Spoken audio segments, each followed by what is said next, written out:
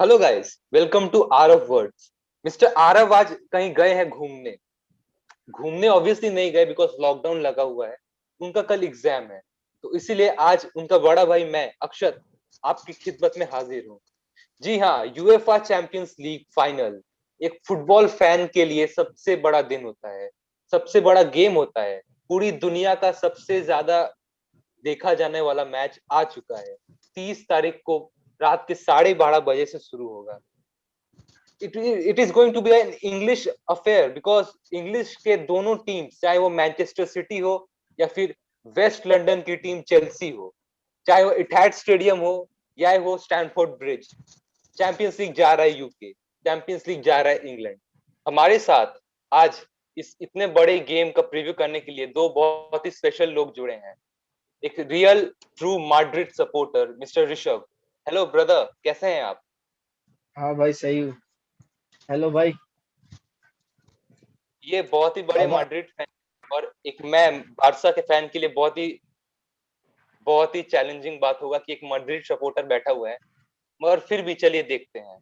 और आज उनके साथ हमारे एक बहुत ही स्पेशल गेस्ट जो अपना डेब्यू कर रहे हैं इस चैनल में, मिस्टर आदि। हेलो भैया, कैसे हैं आप? बढ़िया बढ़िया। आप लोग ठीक है? जी, बहुत चल रहा है हमारा। पता नहीं, आपको तो पता नहीं होगा, ये आदि भैया बहुत ही बड़े मैनचेस्टर यूनाइटेड के फैन हैं। आदि भाई, अपने बारे में कुछ बताइए। आपका यूरोज, मैनचेस्टर यूनाइटेड ने रिसेंटली एक बहुत ही अच्छा गेम खेला है, फाइनल्स, जो अगर आपको याद हो तो। हाँ, जो हम लोग हारे हैं पेनाल्टीज में।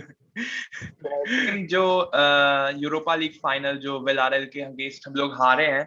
एक्चुअली हम यूनाइटेड, जैसे ओले गनर सोल्शायर ने पोस्ट मैच प्रेस कॉन्फ्रेंस में कहा था कि एक शॉट आपके सीजन को डिफाइन कर सकता है। वो एक शॉट जो मोरेनो का जो एक सेट पीस में आया था, उसने पूरा सीजन यूनाइटेड का डिफाइन कर दिया, जो कि अब ट्रॉफी लेस सीजन गया है। तो कई कई बार ऐसा होता है कि जब टीम्स, यूनाइटेड ने स्पेशली इस साल कई गोल्स कंसीड किए हैं सेट पीसेस में, और सबसे ज्यादा गोल्स हमारी प्रीमियर लीग में कंसीड हुए हैं सेट पीसेस की वजह से। चाहे हम वीक ऑपोजिशन के अगेंस्ट खेले हो, चाहे स्ट्रॉन्ग ऑपोजिशन के अगेंस्ट, उन सब ने हमको सेट पीसेस में हमेशा गोल स्कोर किया हमारे अगेंस्ट। तो ये एक बहुत बड़ा चैलेंजिंग था, और विलारेल ने इस चैलेंज, ये चीज को पकड़ा था, और वो वेट कर रहे थे। और जब भी वो ऐसी पोजीशन में आते थे जब वो सेट पीस में था, तब यूनाइटेड बहुत ही वल्नरेबल लगता था। तो ये एक बहुत बड़ा चैलेंजिंग था। और पेनाल्टीज में जाना, पेनाल्टीज में जब ये मैच गया तभी लग गया था कि यूनाइटेड हारने वाला है, क्योंकि डेविड डेहा ने 2016 से अभी तक एक भी पेनाल्टी सेव नहीं की है। तो एक बहुत बड़ा, मतलब, वो फैक्टर भी था। एग्जैक्टली exactly, और मैंने भी सोचा कि डेविड डे है तो पेनल्टीज रोकने के लिए उतना कुछ ज्यादा जाना नहीं जाता। तो क्या हाँ आपको लगता है कि आपके मैनेजर की गलती है कि उसे डीन हाँ हेंडरसन को हाँ क्यों नहीं?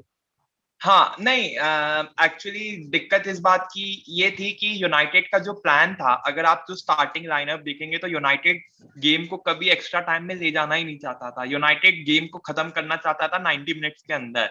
लेकिन ये ऐसा हो नहीं पाया, और उसकी दो तीन वजह है। पहला वजह तो एक, हम लोग ने सेट पीस से गोल कंसीडर किया। विलारेल का सिर्फ एक शॉट था टारगेट का, वो गोल था मुरीनो का। तो ये एक सबसे बड़ी वजह थी। उसके बाद राशफोर्ड ने 2 से 3 चांसेस बहुत इजीली मिस किए, जो कि गोल हो सकता था। तो ये एक सबसे बड़ा, सेकेंड हाफ में खास करके शायद 68 या 69 मिनट में एक चांस आया था, जो कि मतलब 1-on-1 था। मतलब उसको बस हल्का सा डायरेक्शन देना था, और वो डायरेक्शन नहीं दे पाया। तो वो भी एक बहुत बड़ा वजह था। तो और जैसे ही मैच एक्स्ट्रा टाइम में गया, वैसे ही विलारेल चाहता था कि ये मैच को वो पेनाल्टीज तक ले जाए किसी भी कीमत पे, और उन्होंने वो किया। और यूनाइटेड इस ट्रैप में फंस गया, और ये एक बहुत बड़ी वजह थी। क्या रही बात आपको? पेनाल्टीज में हार रही बात पेनाल्टीज में हारने की, तो मतलब, जहां तक मुझे याद है, यूरोपियन, इसमें पेनाल्टीज में मैंने शायद ये, इसके पहले एक और यूरोपा लीग में कोई मैच हुआ था, मुझे याद नहीं एग्जैक्टली कौन सी टीम के बीच में, जो भी इतना लंबा पेनाल्टीज में खिंचा था। और उसके बाद ये था फाइनल में, कि जो 22 पेनाल्टीज तक ये मैच हाँ खिंचा। आप लोगों ने, जो आपने एक पॉइंट बताया कि जो विरेलियल ने ओनली एक एक शॉट था उनका टारगेट में जो गोल था, तो आप लोगों ने क्या हैरी मैगवायर को कहीं भी अपने इस गेम में मिस किया, बिकॉज मुझे लगा कि जैसा उसका हाइट है, हैरी मैगवायर जो एक प्रॉपर लीडर है, अगर वो होता तो ये गोल कंसीड नहीं होने वाला था। हाँ, एक्चुअली ये एक पॉइंट है, क्योंकि यूनाइटेड को हर टीम ने सेट पीस में या क्रॉसेस, हैरी मैगवायर जब से अब इंजर्ड हुआ है, आप चाहे मैच लिवरपूल के अगेंस्ट देखें, लिवरपूल ने 2 गोल स्कोर किए यूनाइटेड के अगेंस्ट सेट पीसेस में। चाहे फुलहैम के अगेंस्ट देखे, जो कवानी का गोल के बाद जो फुलहैम ने जो गोल मारा था, वो एक क्रॉस के थ्रू गोल उन्होंने मारा था। हैरी मैगवायर जब रहता है तो यूनाइटेड के पास एक एडवांटेज ये रहता है कि यूनाइटेड का एरियल एबिलिटी ज्यादा हो जाता है, तो ये एक चीज थी। लिंडेलॉफ और जैसा आप सभी लोग जानते हैं, लिंडेलॉफ बहुत ही वीक है। वो मतलब उसका एक बहुत बड़ा, अगर वो कभी भी वो बंदा मतलब एरियल डुएल्स ढंग से नहीं ले पाएगा, तो ये एक सबसे बड़ा वीक पॉइंट था। और यही हुआ, मोरेनो के अगेंस्ट विक्टर लिंडेलॉफ मार्क कर रहा था, तो ये होना ही था। अगर शायद वहां पे हैरी मैगवायर होता तो शायद वो दिक्कत होती ही नहीं। और आप ब्रूनो के परफॉर्मेंस पे क्या बोलिएगा, बिकॉज मेरे हिसाब से ब्रूनो तो बिल्कुल गायब ही था इस गेम। हाँ, ब्रूनो, यार देखो, जब मैच होता है ना तो फुटबॉल एक 11 मैन गेम होता है, इसमें हर प्लेयर का अपना एक इक्वल इंपॉर्टेंस होता है। जरूरी नहीं है कि हर बंदा हर मैच में चले। मेसी, रोनाल्डो जरूरी नहीं थे कि ये लोग हर मैच में चलते थे, ये लोग चलते हैं ऐसा नहीं है, लेकिन कभी कभी इन लोग को भी ऑपोजिशन चोक कर देता था। तो सेम चीज हुआ। अब जैसे विलारेल का आप देखो तो उन्नई एमरे की जो टीम है उसका डिफेंस कितना ऑर्गेनाइज था। यूनाइटेड के इतने प्रेशर, यूनाइटेड ने 64 या 65% पोजीशन था, उन्होंने विलारेल पे प्रेशर क्रिएट किया हुआ था, लेकिन उसके बाद भी विलारेल का डिफेंस एकदम ऑर्गेनाइज फॉर्म में था। वो उन्होंने कहीं मिस्टेक नहीं की, उनका डिफेंस कहीं भी खुला नहीं, वो एकदम ऑर्गेनाइज्ड वे में थे, और उनको पता था कि ये सबसे बड़ी वजह है कि यूनाइटेड को अगर रोकना है तो आपको ऑर्गेनाइज रहना पड़ेगा, क्योंकि अगर आपने जहां भी उनको स्पेस दिया तो ब्रूनो, कवानी, पॉगबा और रैशफोर्ड, ये 4 प्लेयर्स आपको हर्ट कर जाएंगे। और वो हुआ नहीं, क्योंकि उन्होंने स्पेस ही नहीं दिया, वो इतने वेल ऑर्गेनाइज थे। और ये हम लोग को सबसे बड़ा हुआ, और ब्रूनो को स्पेशली उन्होंने चोक करा हुआ था। इसलिए जब मैच में बहुत बार देखा होगा कि ब्रूनो आगे जाने की बजाय बार बार पीछे आ रहा था या लेफ्ट साइड की तरफ जा रहा था, क्रॉसेस देने की कोशिश कर रहा था, क्योंकि उसको आगे जाने की कहीं स्पेस नहीं मिल रही थी। लेकिन यही ना बात है, जब मौका था तब ना खेलना था। अब चाहे हम बारसा फैंस कहते हैं कि मेसी बड़े स्टेज में नहीं खेलता, ब्रूनो बड़े स्टेज पे नहीं खेलता, बगल वाला मैं यश को देख रहा हूँ, ऋषभ सर को, कि वो खुश हो रहा है कि उनका तो रोनाल्डो हमेशा बड़े स्टेज पे परफॉर्म करता है। तो यश सर, आपको क्या लगता है कि रोनाल्डो में ऐसा खास बात क्या है कि वो हमेशा बड़े स्टेज को डिमांड करता है, कि उसे बड़े स्टेज चाहिए उसको परफॉर्म करने? पहला तो ये बोलना चाहूंगा एक पॉइंट्स में कि वो यूरोपा लीग का फाइनल में ये फायदा हुआ कि उसमें स्पेनिश डोमिनेंस अभी भी बरकरार है, उसको कोई रोक नहीं पाया है। तो वो तो रहेगा ही। और एक बात ये है कि हाँ, रोनाल्डो बड़े स्टेज पे परफॉर्म कर लेता है अभी, मतलब अभी हाल फिलहाल थोड़ा मतलब जुवेंटस पे जा करके वो, मतलब जुवेंटस की टीम थोड़ी डिफेंसिव टीम है तो थोड़ा सा प्रॉब्लम हो रहा है, पर वहां पर भी अच्छा ही है, top goal scorer of the series है। और एसिस्ट में भी जहाँ तक मुझे पता है वो अभी टॉप में है। तो मेरे ख्याल से अभी हाल फिलहाल आप यूसीएल में भी एटलेटिको मैड्रिड को दे सकते हैं। पर मेन बात है उसका वही एक प्रॉब्लम है कि उसका टीम थोड़ा अटैकिंग में लैग कर रहा है, मतलब थोड़ा सा डिफेंसिव माइंडसेट से अभी भी चेंज हो रहा है, मतलब चेंज नहीं हुआ है वो। हम लोग जो सोचे थे वो एलेग्री के जाने के बाद वो चेंज हो जाएगा, पर वो अभी भी चेंज नहीं हो पाया पिल्लो के पास। अब देखते हैं आगे क्या होता है। एक्चुअली यूवेंटस में रोनाल्डो के साथ प्रॉब्लम क्या है कि रोनाल्डो को मिडफील्ड से सप्लाई नहीं मिल रही है बॉल्स की। जो एक मिडफील्डर का काम होता है, उसका काम होता है स्पेस क्रिएट करना और स्ट्राइकर को बॉल प्रोवाइड करना। वो यूवेंटस के मिडफील्ड प्रोवाइड नहीं कर पा रहा है, चाहे रैबियट हो चाहे रैमसे हो, ये दोनों अपने मतलब एक प्राइम होता है एक प्लेयर का, वो अब उस प्राइम में नहीं है। रामसे तो खास करके उसका प्राइम चला गया, वो आर्सेनल के लिए अलग हाँ, खेलता था और आर्सेनल के लिए अलग। यूवेंटस के लिए वो अलग खेल रहा वही वही आर्सेनल के समय में तो एक समय वो बहुत बढ़िया उसका चलता था। ये है कि वो बैक पास ज्यादा कर दे रहा, मतलब मिडफील्डर के पास बॉल आता है तो वो फ्रंट के बजाय वो लोग बैक ज्यादा देखते हैं। सिर्फ बैक पास, मतलब मैं देखता हूँ 90 मिनट्स में, मतलब बैक पासिंग ज्यादा चलता है वो लोग का, फ्रंट पासिंग के बजाय। तो वही है प्रॉब्लम। चलिए अब हम आगे बढ़ते हैं। The elephant in the room में, यूएफए चैंपियंस लीग फाइनल 30 तारीख को चैंपियंस लीग की नंगी रातें वापस। अब वीडियो शुरू करने से पहले मैं अब आप एक्सपर्ट्स का मैं ओपिनियन जानना चाहूंगा कि आपके हिसाब से कौन है ये फेवरेट, ये बड़ा सा गेम जो बिग फाइनल होता है, फेवरेट कौन है जीतने का आपके हिसाब से, ये लोग कौन है? मेरे हिसाब से तो चेल्सी, अगर पेप गार्डियोला अगर कुछ मतलब अलग दिमाग लगा देता है तब तो सिटी मतलब पेनल्टी पर जाएगा नहीं। और मेरे हिसाब से कि चेल्सी का ज्यादा चांसेस है जीतने का, मेरे हिसाब से। पर्सनली मैं भी यही चाहता हूँ कि चेल्सी जीतता है क्योंकि मैनचेस्टर सिटी को, हम यूनाइटेड का कोई भी फैन नहीं चाहेगा कि वो चैंपियंस लीग जीते। पर हाँ, ये बात हमें मानना पड़ेगा कि सिटी का एक बहुत ही स्ट्रॉन्ग स्क्वाड रहा है और सिटी ने काफी टफ टीमों को भी फेस किया है, ये भी हमें इस बार मानना पड़ेगा। और रही बात चैंपियंस लीग की, तो चैंपियंस लीग में कोई भी फेवरेट हो या ना हो, ये इसका कोई मतलब नहीं रहता है। हमने इसी चैंपियंस लीग में 4 से 5 साल पहले 4-0 से जो पीएसजी टीम आगे चल रही थी वो 6-1 से हारी थी बार्सिलोना से। यही 3-0 से जो बार्सिलोना जीती थी वो 4-0 से लिवरपूल से हारी थी। तो चैंपियंस लीग में कभी भी कुछ भी हो सकता है। इवन टॉटनहम हॉटस्पर्स ने एजैक्स को सेकेंड हाफ में एलिमिनेट कर दिया था सेकेंड लेग सेमीफाइनल में, जब वो फाइनल में पहुंचे थे। तो चैंपियंस लीग ये है। लेकिन एक बात जरूरी है कि पेप गार्डियोला अगर उसने कुछ एक्सपेरिमेंट नहीं किया तो मैनचेस्टर सिटी के चांसेस बहुत ज्यादा हैं। पर वही है कि पेप गार्डियोला हमेशा कुछ ना कुछ एक्सपेरिमेंट करता रहता है, जो कि मुझे नहीं लगता कि इस इम्पोर्टेंट, खास करके एक जो चैंपियंस लीग का जो फाइनल है, आपको उस टाइम कोई एक्सपेरिमेंट ऐसे नहीं करना चाहिए जो आपकी टीम को कॉस्ट कर सके। अगर वो ऐसा एक्सपेरिमेंट ना करे तो शायद city is one of the favourite, and I think they are favorites because they deserve their, you when you look their squad, there are for every position they have 2 to 3 players at world class level. That man management is one of the best man management, तो आप deny नहीं कर सकते। City को आप एकदम sideline कर दो, और ये भी हमें भूलना नहीं चाहिए सिटी प्रीमियर लीग का चैंपियन है। लेकिन आपने ये बहुत इंटरेस्टिंग बात बोला कि पेप कहीं ओवर थिंक ना कर जाए, कुछ एक्सपेरिमेंट ना करे इस फाइनल में। मगर अगर हम रिकॉर्ड देखें ना, तो जितने भी फाइनल्स में पेप गार्डियोला ने पार्टिसिपेट किया है उनमें से आज तक उसने सिर्फ एक फाइनल हारा है, वो जोसे मोरिनियो की रियल मैड्रिड से, वो जब स्पेन में था। नहीं तो आज तक उसने फाइनल कभी बॉटल किया ही नहीं। और वही अगर थॉमस टुकल का बात करें तो आज तक उसने 7 फाइनल्स खेले हैं जिसमें से उसने सिर्फ 3 जीता है। तो क्या आपको लगता है कि ये कोई बड़ा फैक्टर है, मैनेजर के अप्रोच को दिखाता है? बिकॉज अगर हम थॉमस टुकल का स्ट्रेटेजी देखें फाइनल्स में, तो मेरे हिसाब से कुछ कंजर्वेटिव अप्रोच अपनाता है कि वो थोड़ा गेम को लंबा करने की कोशिश, लेकिन पेप मेरे ख्याल से फाइनल में ज्यादा ओवरथिंक नहीं करता है।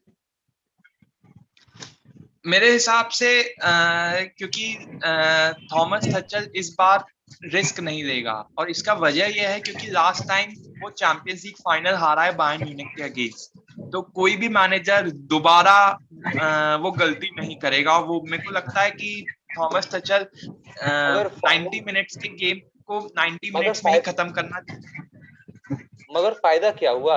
आगे साल उसने पीएसजी के साथ फाइनल हारा, इस साल उसने फिर एफए कप का फाइनल हारा, मतलब फाइनल हारने की टेंडेंसी तो अभी भी चल रही है उसकी। हाँ, ये कह सकते हैं फाइनल हारने की टेंडेंसी चल रही है। लेकिन ये भी कह सकते हैं कि जो लेस्टर सिटी का अगेंस्ट जो फाइनल्स था, वो एलिमेंट्स का जो एक शॉट था, वो हम ये कह सकते हैं डिबेटेबल है कि शायद उस टाइम लेस्टर लकी थे कि वो शॉट, उसने स्पेस उसको मिला, उसने वो शॉट लिया, वो शॉट एकदम सही था। क्या पता शायद वो एक्स्ट्रा टाइम में चला जाता, क्या पता चेल्सी गोल कर देता। बट हाँ, लेस्टर जीता, ये बात सही है, और थॉमस टचल ने बॉटल किया, ये बात भी सही है। लेकिन मुझे नहीं लगता कि एक एफए कप के फाइनल को चैंपियंस लीग के फाइनल से कंपेयर करना सही है। आपने बात तो सही बोला, मगर अगर हम एफए कप का फाइनल अगर बात शुरू हुआ ही है तो हम देखेंगे कि उसमें चेल्सी थोड़ा कंजर्वेटिव नहीं था, रादर वो अच्छा डोमिनेट कर रहे थे गेम को। मगर मुझे जो एक बात उनका प्रॉब्लम लगा, वही सेम चीज, वो चांसेस क्रिएट करते हैं लेकिन वो क्लिनिकली नहीं है गोल के आगे। तो ऋषभ भाई, आपको क्या लगता है कि कोई फैक्टर होने वाला है फाइनल में? बिकॉज पेप ने कहा है that final will be a game of small margin. हाँ, क्लिनिकल फिनिशिंग तो वो तो लैम्पार्ड के समय भी आ रहा था। जैसे कि हम लोग जानते हैं कि मतलब टीमो वर्नर को हम लोग विंग पे, वो लैम्पार्ड विंग पे खेला जाता था, तो टीमो वर्नर मतलब विंग पे उतना अच्छा नहीं खेलता था। फिर आया थॉमस ट्यूसेल। अब वो तो, अब वर्नर का मेन प्रॉब्लम, वर्नर से मुझे बहुत आशा है, पर वर्नर का वही मेन प्रॉब्लम है कि उसका पेस बहुत ज्यादा है, तो वो ऑफ साइड आगे निकल जाता है। उसका असिस्ट तो बहुत बढ़िया रहता है। वही है कि क्लिनिकल फिनिश में अगर मैं देखूँ तो वार्नर थोड़ा सा मतलब लैक है, और जीरूड भी उतना मतलब स्कोर नहीं कर पाता है, और टोनी तो खेल नहीं पा रहा है ट्यूशन के स्क्वाड में, तो वो फिट नहीं बैठ रहा है। तो मेरे हिसाब से पर कभी ना कभी चेल्सी मतलब पूरे टीम में अगर मैं देखा जाऊँ, तो अभी चेल्सी थोड़ा अच्छा हो रहा है, मतलब कोई ना कोई गोल मार ही देता है। तो अगर मैं देखूं अगर पूरे स्क्वाड के हिसाब से, तो मतलब गोल मतलब मार ही देना चाहिए, मतलब फाइनल है, तो एक वही गोल बस। तो वो मारेंगे, क्योंकि जो हाँ मुझे हाँ लगता हाँ है एक गोल वो मार दें, लेकिन हाँ अगर आप स्टैट को भी देखें तो चेल्सी, अगर आप थॉमस टुकल के अंदर देखें तो उन्होंने आज तक सिर्फ एक बार, एक ऐसा गेम रहा है जिसमें उन्होंने 2 गोल से ज्यादा मारा है। हम्म, वो एक गोल या 2 गोल वो मार देंगे, वो चांसेस क्रिएट कर देंगे, लेकिन फिर प्रॉब्लम वही होता है कि वो क्लिनिकल नहीं है। तो आदि भाई, आपको क्या हाँ। लगता है कि थॉमस टुकल का इम्पोर्टेंस, थॉमस टुकल से भी ज्यादा इम्पोर्टेंस अगर टीमो वर्नर डे होना चाहिए फाइनल में, अगर चेल्सी को ये गेम उखाड़ना है? अगर मेरे हिसाब से टीमो वर्नर से ज्यादा मुझे लगता है चेल्सी का जो टीम है उनका बहुत अच्छा खेलना चाहिए। देखिए, एक प्लेयर है टीमो वर्नर, अगर चांस नहीं ले रहा है, लेकिन अगर सेम चांस क्रिश्चियन पुलिसिच अगर वो खेल रहा है, उसको मिल रहा है, और अगर वो कन्वर्ट कर नहीं कर पा रहा है, तो इसमें वर्नर का फॉल्ट नहीं है, इसमें पुलिसिच का भी हाँ। फॉल्ट है। और अगर हम्म अगर एज अ स्ट्राइकर तो टीमो वर्नर अगर खेले ना, वर्नर को वो जितना अगर काम। वर्नर को अगर वर्नर को बॉल ही प्रोवाइड नहीं किया जा रहा है, जैसे कई कई बार होता है कि चेल्सी के मिडफील्ड को चोक कर दिया है, अब वर्नर हम्म को बॉल ही नहीं मिल रहा है, तो इसमें गलती हम्म वर्नर की नहीं है, उसको क्योंकि बॉल ही नहीं मिल रहा है। तो हम्म ये मुझे लगता है कि चैंपियंस लीग का फाइनल है, और मुझे लगता है कि पेप गार्डियोला, क्योंकि पता है कि चेल्सी का जो अटैक है वो बहुत ही पेसी है, क्रिश्चियन पुलिसिच है आपके पास काई हावर्ट्ज है, आपके पास टीमो वर्नर है, आपके पास मेसन माउंट है। तो ये जो चार जो प्लेयर्स हैं चेल्सी के, ये चारों की पेस बहुत अच्छी है, और उस हिसाब से मुझे लगता है कि पेप गार्डियोला इस स्पेसिफिकली चीज को टारगेट जरूर करेगा। लेकिन हाँ, मैं ये कहूंगा कि अगर टीमो वर्नर को चांस मिलता है और अगर वो चांस को ले नहीं पाता है, तो ये बहुत बड़ा फॉल्ट रहेगा। जैसे रैशफोर्ड के साथ हुआ, उसको एक चांस मिला, उसने चांस नहीं किया, यूनाइटेड हार गया। सेम चीज होगा, अगर आपको चांस मिल रहा है तो आपको कन्वर्ट करना है गोल में कैसे भी। और इसी बात को आगे बढ़ाते हुए ऋषभ भाई, अगर आप देखिएगा कि टीमो वर्नर, हम बात कर रहे हैं टीमो वर्नर को, जैसे आदि भाई ने बोला बॉल्स प्रोवाइड नहीं हो रहे हैं, और हम्म इतने बड़े गेम में उसे 1 या 2 चांसेस ही मिलेंगे, और उसके सामने डिफेंस रहेगा जॉन स्टोन्स और रोमन डियास, जो मेरे हिसाब से इस सीजन का बेस्ट डिफेंस है, हाँ जो हाँ। बेस्ट डिफेंसिव बहुत। डुओ। उसके अगेंस्ट टीमो वर्नर का रोल, क्योंकि वो एज अ स्ट्राइकर उन्हीं को, उसका बेसिकली उसका रोल होने वाला है कि वो उन्हीं को इंगेज करके रखे। तो आपको क्या लगता है कि टीमो वर्नर क्या ये काम कर पाएगा? बिकॉज उस नहीं लेवल के डिफेंडर्स के सामने Timo Werner as a striker, जिसका रिसेंट कॉन्फिडेंस उतना हाई नहीं है, जो रिसेंटली उतना गोल स्कोर किया नहीं है, उसको इसका रोल क्या देखते हैं आप? मैं सोचता हूँ कि अगर टीमो वर्नर, मेसन माउंट का तो बहुत ही मेन रोल है, मतलब उसका तो टीम में एकदम परफेक्ट रोल है। वो अगर मेसन माउंट अगर पूरे पिच में दिखेगा, तो मेसन माउंट अगर बॉल, मतलब अटैक उसी से स्टार्ट होता है, तो वो अगर बॉल छीन करके अगर वो टीमो वर्नर को देता है, और हम लोग देखे मतलब मेरे हिसाब से टीमो वर्नर का पहले ऐसा कॉन्फिडेंस नहीं रहा है। टीमो वर्नर का कॉन्फिडेंस आ चुका है, क्योंकि वो सेमीफाइनल में भी एक गोल स्कोर किया था रियल मैड्रिड के अगेंस्ट। तो मतलब अगर माउंट अगर गोल, मतलब माउंट अगर बॉल अगर ले लेता और अगर टीमो वर्नर स्कोर कर देता है, मेरे हिसाब से तो यही होगा ही। मतलब टीमो वर्नर का अभी कॉन्फिडेंस आ गया माउंट की वजह से, क्योंकि उसके पास अभी अटैकिंग मिडफील्ड उसको बहुत बढ़िया मिल रहा है, माउंट और पुलिसिच। माउंट का ड्रिबल तो हम लोग मतलब जानते ही है, मतलब और पुलिसिच का तो ड्रिबल, मैं तो कभी कभार उसको मतलब मैं सोचता हूँ कि वो मेसी जैसा, मतलब पुलिसिच का ड्रिबल सच्ची का बहुत ही बढ़िया मतलब। तमीज से मेसी के पास नहीं, मेसी जैसा कोई नहीं। अरे मतलब कभी कभार लगता है कि पुलिसिच का ड्रिबलिंग भाई, मतलब मैं तो आंख बंद करके मतलब उसका ड्रिबलिंग मतलब उसका ड्रिबलिंग मतलब बहुत ही सही है, बहुत ही फाड़ है उसका ड्रिबलिंग। और अगर मेरे कभी कॉन्फिडेंस अभी आ रहा है तो मेरे हिसाब से आज के मतलब कल के फाइनल में तो टीमो वर्नर स्कोर करने वाला है। और मेन रोल इसमें माउंट का होगा, माउंट के ऊपर डिपेंड करता है क्योंकि अटैक उसी से स्टार्ट होता है। कितनी अजीब बात है ना, हम एक्चुअली चैंपियंस लीग फाइनल में चेल्सी के बारे में डिस्कस कर रहे हैं।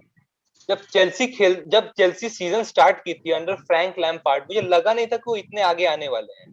तो आपको क्या लगता है कि फ्रैंक लैम्पार्ड की गलती थी कि वो इस पोटेंशियल को पहचान नहीं पाया था चेल्सी का, या फिर थॉमस टुकल आके कुछ अलग कर दिया जो पूरा काया पलटी हो गया? आपको क्या लगता है ऋषभ? मुझे ये लगता है कि लैम्पर्ड जो था, लैम्पर्ड के समय में डिफेंस बहुत ही सेकी था, मतलब डिफेंस उतना बढ़िया नहीं था, वो अटैक पे ध्यान करता था। मतलब वो उसका मेन पोजीशन था वन मैन, मतलब वो हर एक बंदा पर डिपेंड रहता था, मतलब हर एक बंदा उसके लिए अटैक करके देगा। और उसका डिफेंस बहुत ही वीक था, तो ऑपोजिशन के टीम्स बहुत फायदा उठा लेते थे उसका यही डिफेंस, लैक ऑफ डिफेंस का। तो उसके टीम में जैसे हम लोग जानते हैं कि टोनी अब्राहम का बहुत स्पेसिफिक रोल था, बट टोनी अब्राहम मुझे मतलब टोनी अब्राहम का एक चीज मतलब गलत है, एक चीज वीकनेस है उसका कि वो गोल पोचर है। मतलब वो एक जगह खड़ा रहता है, उसको अगर बॉल मिल जाता है तो नो डाउट वो उसका क्लिनिकल फिनिश तो बहुत ही अच्छा, हम लोग जानते ही है उसका। ईपीएल में शायद वो नॉन पेनल्टी टेकर में शायद वो नंबर 1 में था, मतलब नॉन पेनल्टी गोल्स में नंबर 1 में था। तो टोनी अब्राहम तो ऐसे बहुत बढ़िया है, पर टोनी अब्राहम का एक और प्रॉब्लम है कि उसका मतलब वो भागता नहीं है टीमो वर्नर जैसा, वो एक जगह खड़ा रहता है। मतलब सिर्फ वो गोल पोचर हम लोग उसको बोल सकते हैं। तो मतलब डिफेंस बहुत ही लैगी था, और ट्यूसल आके ये चीज पूरा टीम को बदल दिया। उसका मेन प्रॉब्लम उसका वो पूरा टोटल फुटबॉल खेलने लग गया, one man to one man. सब कोई डिफेंस में भी मदद करेगा और सब कोई अटैक में भी मदद करेगा। फॉर एग्जांपल जैसे अगर मैं रियल मैड्रिड सेमीफाइनल का बात करूँ तो कांते अटैक में भी हेल्प किया था, कैसे वो लुका मॉड्रिच, टोनी क्रूस और कैसिमीरो पर ट्राई को कैसे रूल कर दिया। तो बॉल छीन करके लुका मॉड्रिच और बॉल कैसिमीरो से बॉल छीन करके हावर्ट्स को बॉल दिया, हावर्ट्स भी टीमो वर्नर दिया और गोल हो गया 25 मिनट में। तो मतलब यही है कि मतलब अब टीम क्या है, अब पूरा टीम थी, मतलब टोटल फुटबॉल खेल रही है पूरा। अब सब कोई टीम के हिसाब से खेल रहे हैं। ट्यूशन बहुत बड़ा उसका मतलब बहुत मतलब ट्यूशन के आने के बाद तो चेल्सी बहुत ही चेंज हो गया। तो ये बताता है थॉमस टुकल का ब्रिलियंस कि एज अ हाँ टैक्टिशियन वो कितना ब्रिलियंट है। और हाँ आदि भैया, आपको क्या मुझे बता पाइए कि जर्मन कोचेस इतने अच्छे, इतने ब्रिलियंट कैसे होते हैं? मतलब अगर आप यर्गन क्लॉप को देख ले, थॉमस टुकल को देख ले, वो लोग इतना ब्रिलियंट होता है। मतलब एज अ लॉन्ग प्रोजेक्ट में वो लोग बेस्ट होते हैं मेरे ख्याल से। अगर ग्वार्डियोला और मोरिनियो के बाद अभी आप देखें तो जर्मन कोचेस हांसी फ्लिक, ये लोग लॉन्ग प्रोजेक्ट्स के लिए बेस्ट हैं ये लोग। इसका वजह यह है कि उनका स्ट्रक्चर, जो फुटबॉलिंग स्ट्रक्चर है वो वैसा है, वो प्लेयर्स को डेवलप करते हैं। आप देखिए कोई भी प्लेयर, सबसे ज्यादा प्लेयर्स अगर कोई लीग प्रोड्यूस कर रही है अच्छे, तो वो है बुंदेसलीगा।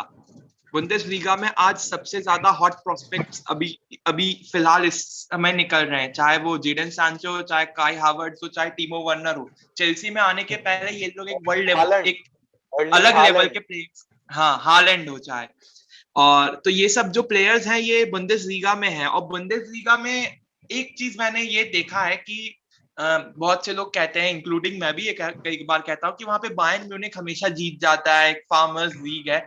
लेकिन ये कोई नहीं कहता है कि वहां पे जिस इंटेंसिटी के मैचेस होते हैं वो एक चीज होती है।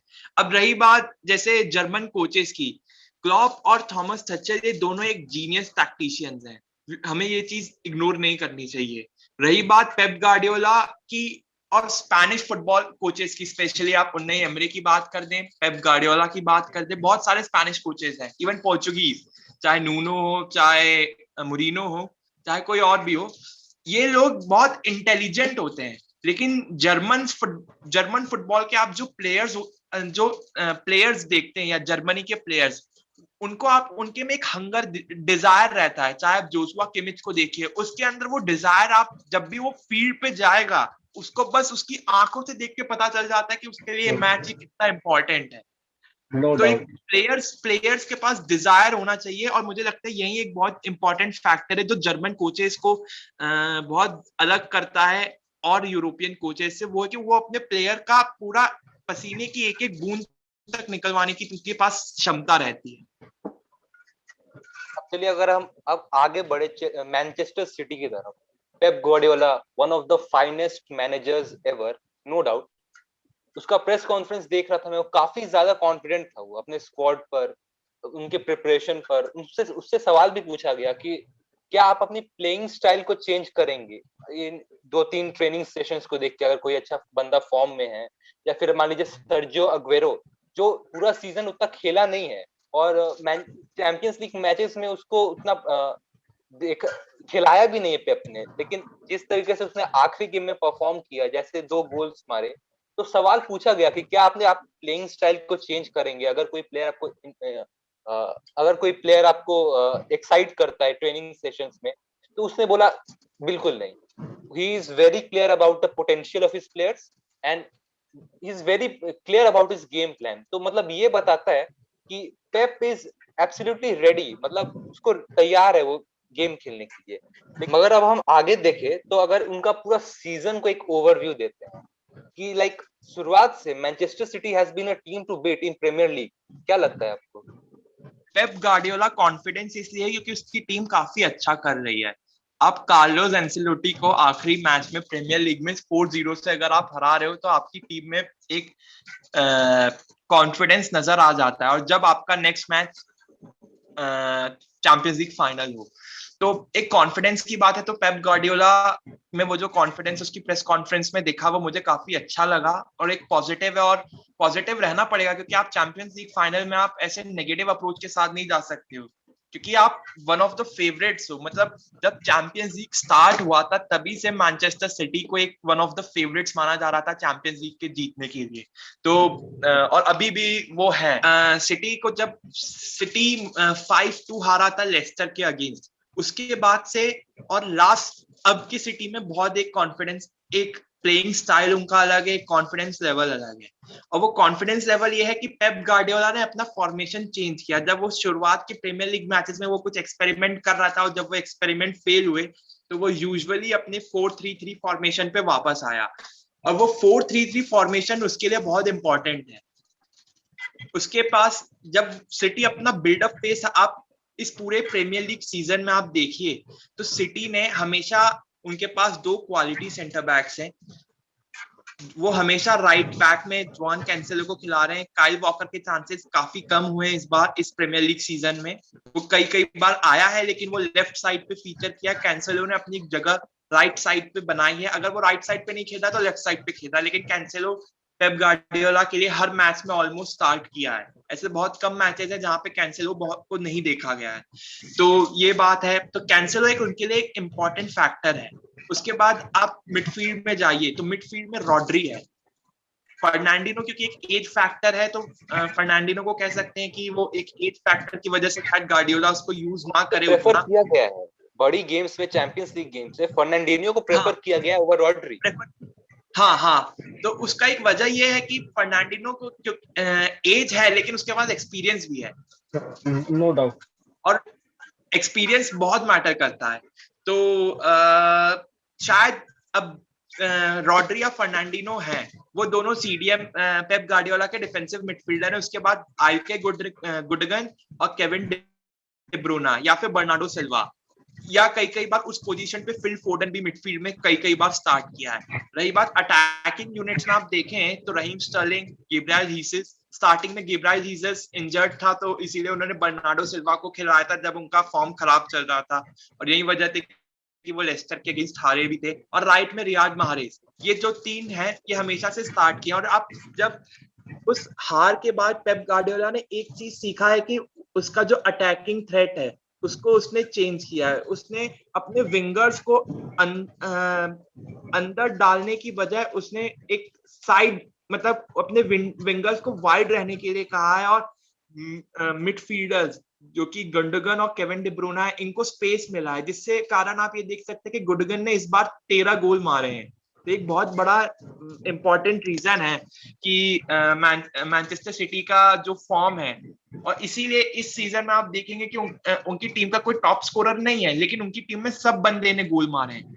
तो ये वजह है। और गुंडगन ने 13 गोल मारे हैं, तो इसकी वजह है कि पेप गार्डियोला का जो फॉर्मेशन है लेस्टर सिटी के हार के बाद से स्पेसिफिकली जो उसने यूज किया है वो है। और कॉन्फिडेंस होना चाहिए, कॉन्फिडेंस नहीं होगा तो आप चैंपियंस लीग के फाइनल में सस्टेन नहीं कर सकते हो, क्योंकि आप कोई एवरेज साइड के अगेंस्ट नहीं खेल रहे हो, आप चेल्सी के अगेंस्ट खेल रहे हो, और उनका मैनेजर भी थॉमस थचल है जो लास्ट ईयर का चैंपियंस लीग फिनाले खेल के आया है। तो आपको कॉन्फिडेंस अपनी टीम में रखना पड़ेगा और एक्सपेरिमेंट ना करें, ज्यादा बेटर है। और जैसा पेप गार्डियोला ने अपनी प्रेस कॉन्फ्रेंस में कहा कि उसकी दिमाग में जो टीम है वो है, तो आई थिंक वही रहना चाहिए और यही एक सक्सेस के लिए उनका मेन फैक्टर रहेगा। ऋषभ, एक वर्ड बताइए about Phil Foden, the young sensation.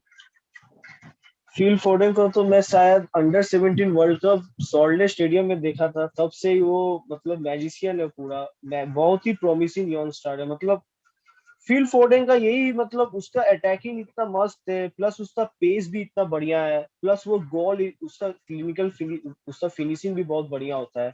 और वो शायद अंडर 17 वर्ल्ड कप शायद वो टॉप गोल स्कोरर में भी था। तो उस मतलब मेरे हिसाब से फिल फोडेन मतलब बहुत ही बढ़िया प्लेयर है। और आई थिंक बिकॉज सिटी के पास इतने सारे क्वालिटी मिडफील्डर्स हैं, इसी की यही एक कारण है जो बिना एक स्ट्राइकर के भी वो खेल पा रहे हैं। जो एक प्रॉपर स्ट्राइकर नहीं होते भी वो खेल पा रहे सामने, चाहे वो उनके पास सर्जियो अग्वेरो और गैब्रियल जीसस पूरा आधा सीजन उन्हें इंजर्ड रहे हैं, फिर भी उन्हें जरा सा भी प्रॉब्लम ज्यादा नहीं हुआ, उनके बिना वो खेल रहे हैं। उन्होंने स्टर्लिंग को बेंच कर दिया टू अकोमोडेट फिल फोडेन। तो आदि भाई, आपको क्या लगता है कि ये कोई फैक्टर हो सकता है? बिकॉज जो मैं पेप की भाषा में ही कहूँ, this will be a game of small margin, और चेल्सी का हमें पता है डिफेंस इतना रेजोल्यूट है। तो आप क्या बिना एक स्ट्राइकर के, जो एक स्ट्राइकर का काम होता है जो आपके दो सेंटर बैक्स को इंगेज कर कर रखे, तो मतलब क्या उनके सेंटर बैक्स इंगेज नहीं रहेंगे अगर वो बिना स्ट्राइकर के खेलते हैं? तो अपॉर्चुनिटीज और कम मिलेगी उनको, तो उन्हें और ज्यादा क्लिनिकल होना होगा। तो क्या आपको लगता है कि ये जो स्ट्रेटेजी है पेप की बिना एक स्ट्राइकर का खेलने का, कहीं बैकफायर करने के चांसेस हैं?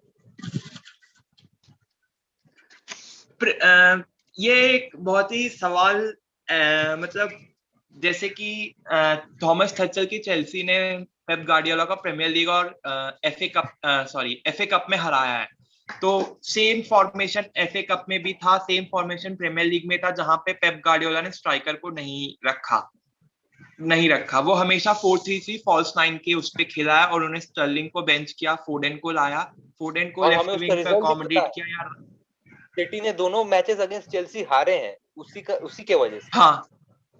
हाँ, लेकिन एक चीज आप ये चीज देखिए कि जैसे आपने लिवरपूल वर्सेस रियल मैड्रिड देखा होगा, तो वो ज्यादातर फुटबॉल एक्सपर्ट्स ये कह रहे थे कि ये गेम ऑफ स्मॉल मार्जिन है और ये पूरा बैटल होगा वो मिडफील्ड में होगा, जहां पे रियल मैड्रिड के टॉप 3 मिडफील्डर्स लिवरपूल के मिडफील्ड्स के अगेंस्ट खेलेंगे। और जैसा आपने देखा फर्स्ट लेग में रियल मैड्रिड की मिडफील्ड ट्रायो ने बता दिया कि वो लास्ट डेकेड के one of the best midfield trio क्यों थे। सेम चीज यहाँ पे है कि गेम स्मॉल मार्जिन का तो रहेगा, लेकिन ये पूरा गेम मेरे हिसाब से ये पूरा गेम मिडफील्ड पे ज्यादा डिपेंड करेगा, क्योंकि चेल्सी का मिडफील्ड को भी आप इग्नोर नहीं कर सकते हो। उनके पास भी कोवासिच है, उनके पास भी कांते, उनके पास भी जॉर्जिनो है, उनके पास मेसन माउंट है। ये 4 प्लेयर्स गेम्स को कभी भी बदल सकते हैं। वही बात मैनचेस्टर सिटी की, तो मैनचेस्टर सिटी के पास भी अच्छे मिडफील्डर्स हैं, चाहे वो गुंडगन हो, चाहे केविन डी ब्रुयना हो। वो फॉर्म भले खराब है नहीं है, इस सीजन उसने उतना अच्छा परफॉर्म नहीं किया, लेकिन आप डी ब्रुयना को कभी अंडर एस्टिमेट नहीं कर सकते हो। आप जब उसको अंडर एस्टिमेट करोगे, नेक्स्ट मोमेंट एक कोई ऐसा पास आएगा और वो उनके विंगर्स गोल उसमें मार देंगे। तो मेरे हिसाब से स्ट्राइकर रहे या ना रहे, लेकिन ये गेम पूरा मिडफील्ड पे रहेगा, और जो टीम मिडफील्ड पे एक डोमिनेंस एस्टैब्लिश कर लेगी, एक मिडफील्ड को कंट्रोल करके रखेगी, वो टीम जीतेगी। बस प्रॉब्लम इधर हो सकती है कि आपके जो विंगर्स हैं या चेल्सी के लिए स्ट्राइकर्स कह सकते हैं, उन लोग को क्लिनिकल होना पड़ेगा। अगर वो क्लिनिकल नहीं हुए तो मिडफील्ड का बैटल फिर वो एक्स्ट्रा टाइम में खींच के पेनाल्टीज तक जाएगा।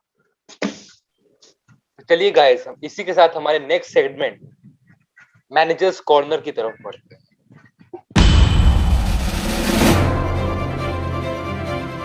ऋषभ, मिस्टर थॉमस टुकल, आपको क्या लगता है कि चेल्सी के लिए इस गेम में एक्स फैक्टर कौन होगा? मेरे ख्याल से चेल्सी के, मैं जैसे पहले बोला था, चेल्सी के गेम में एक्स फैक्टर तो मैं सबसे पहले मेसन माउंट को ही लूंगा। मतलब माउंट, मतलब वो एक ऐसा प्लेयर है, वो हर एक पिच में, वो हर एक जगह है, चाहे वो डिफेंस में हो, चाहे वो अटैकिंग में तो उससे ही अटैक स्टार्ट होता है। डिफेंस मिडफील्ड तो देता है, मिडफील्ड उसको देता है, फिर वो टिम्बो वार्नर या हावर्स तो देता है। मतलब मेसन माउंट पहला एक्स फैक्टर है।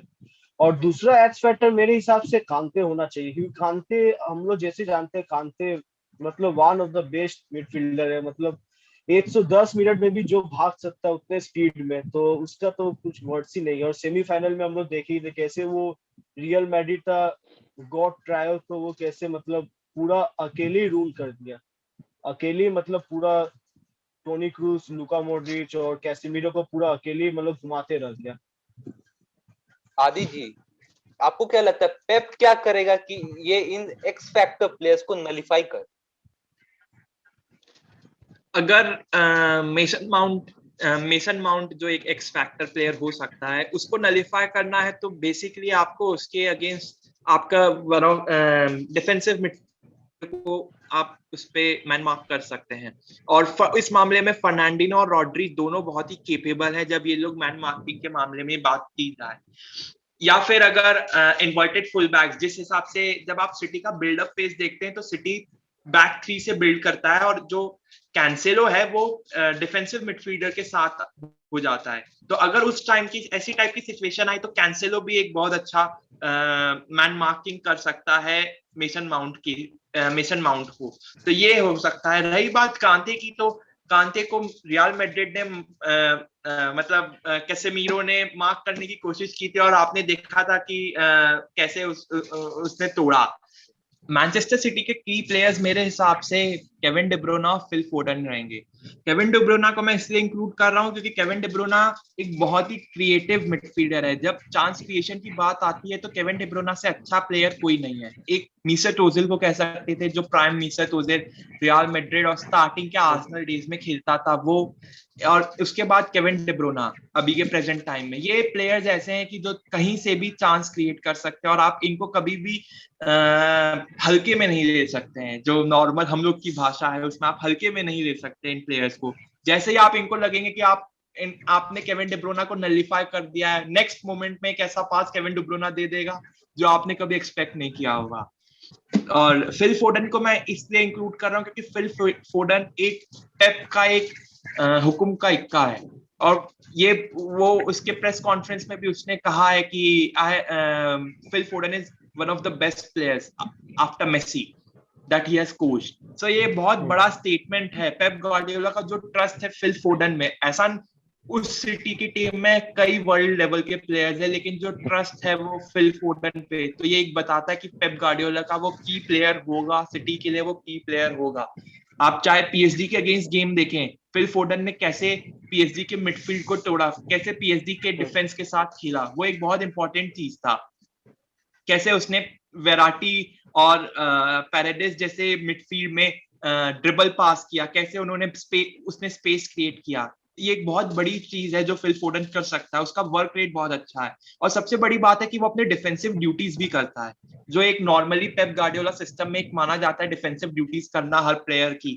तो फिल फोडन अपने डिफेंसिव ड्यूटीज भी बहुत अच्छे से करता है, तो इसीलिए मैं फिल फोडन को इस ईयर भी और हाई रेट करता हूँ। तो वहीं पे ऋषभ, आपको क्या लगता है कि थॉमस टुकल ऐसा क्या करे कि वो इन एक्स फैक्टर प्लेयर्स को रोक पाए? पहला तो मैं ये पॉइंट, और एक जनता सिटी का एक्स फैक्टर मैं अगर जोड़ूंगा तो और एक एक्स फैक्टर आएगा ओगेरो।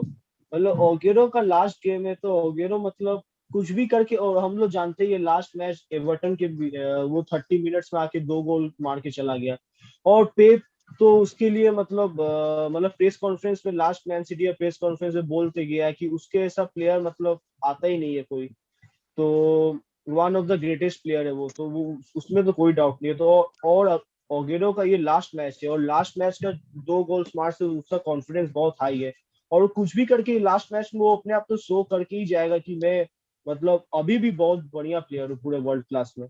तो मेरे हिसाब से केडीबी को रोकने के लिए पहला जो की प्लेयर है केडीबी को रोकने के लिए कांते, मैं तो मानूंगा इस मैच में केडीबी वर्सेस कांते होगा, और कांते अपना पूरा जोर लगाएगा केडीबी को रोकने के लिए। और सर्जियो ओगेरो को रोकने के लिए मेरे हिसाब से रूडिगर और सिल्वा, मतलब सिल्वा रूडिगर ओगेरो को पूरा मतलब पूरा मैन मार्क करके रखेगा और उसको एकदम मतलब आगे बढ़ने ही नहीं देगा, मतलब उससे बॉल पोजीशन पूरा छीन लेगा। और जहां तक हम लोग फील फोर्डन का बात करेंगे तो उससे तो एज़्पिलिक्विटा और रीस जेम्स जो है वो मतलब पूरा मार्क करके रखेगा फील फोर्डन को। तो इसी के साथ गाइस हम आगे बढ़ते हैं हमारे आखिरी सेगमेंट माय आइडल 11।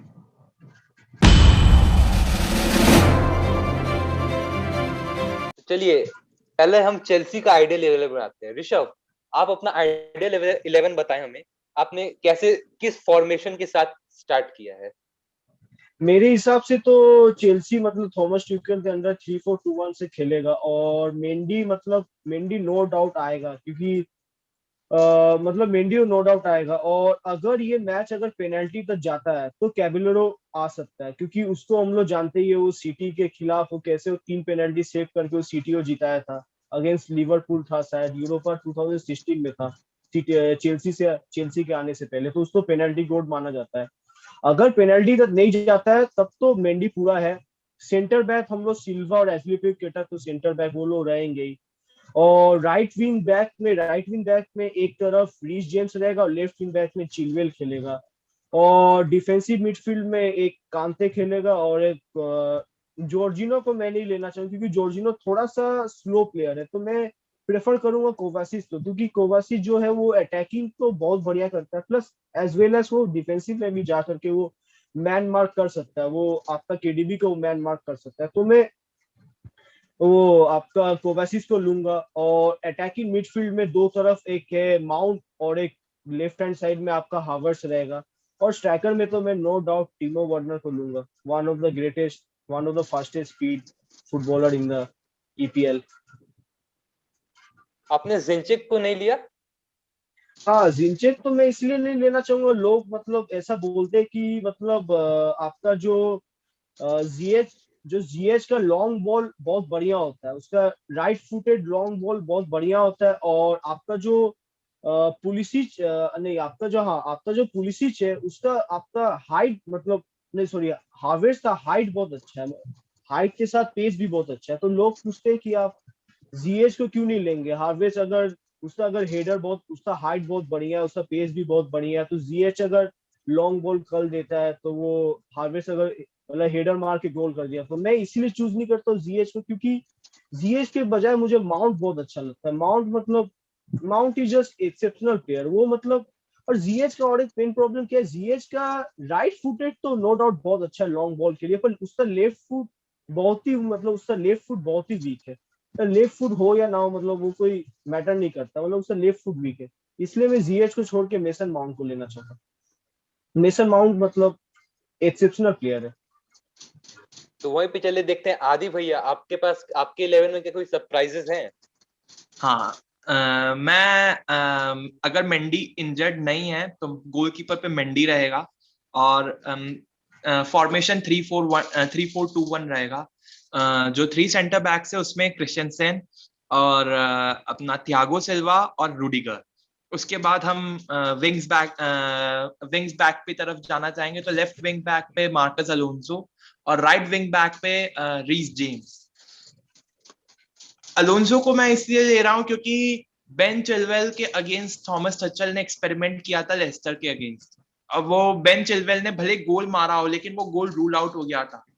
तो मार्कस अलोंसो एक ऐसा प्लेयर है जो थॉमस टचल उस पर काफी बार उस पर रिलाय किया है, तो मुझे लगता है चैंपियंस लीग फाइनल में भी वो रिलाय जरूर करेगा।